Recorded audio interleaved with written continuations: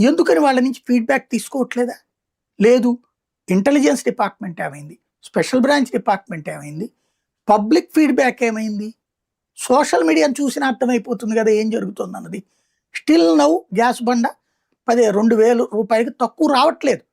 ఆన్‌లైన్‌లో డైరెక్ట్‌గా బుక్ చేసుకున్నోళ్ళకి మామూలు రేట్‌కే వస్తోంది. కానీ మిగతాది ఇది నడుస్తానే ఉంది. ఇది నంబర్ 1. అంటే అక్కడ ప్రభుత్వ చేతకానితనం మీడియా ద్వారా కవరేజ్ చేసుకుంటున్నటువంటి లక్షణం ఇప్పుడు రెండవ వర్గానికి ఉపయోగపడింది. పెట్రోల్, డీజిల్ ఎవడేం పీకుతాడులే అనే ధైర్యం వచ్చింది. వాస్తవంగా ప్రభుత్వ పాలన అనేది ఒక నిరంతరమైనటువంటి ప్రక్రియ. ఇది ఇవాళ పడుకుందాం, రేపు లెగుద్దాం, ఎల్లుండి చూద్దాం అనేటటువంటిది కాదు. ఇది నిరంతర ప్రక్రియ. సాగిపోతున్నంత సేపు నా ఘనత అని చెప్పుకుంటున్నప్పుడు, అలా చెప్పుకోకపోతే ఇదంతా నిరంతర ప్రక్రియ అనుకుంటే బానే ఉండు.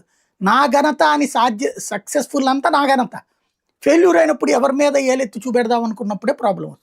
ఇప్పుడు ప్రాబ్లమ్ ఏమొస్తుందంటే ఒరిజినల్‌గా జరిగినటువంటి పరిణామం మొన్న హైదరాబాద్‌లో, తెలంగాణలో వచ్చింది గదా! ఈ పెట్రోల్, డీజిల్ కొరత 2, 3 రోజులు హడావిడి. ఆ తర్వాత అవును. సెటరేట్ అయింది. ఆ టైంలో నుంచి మన రాష్ట్రంలో గూడా అతి ముందు జాగ్రత్త తీసుకున్నారు.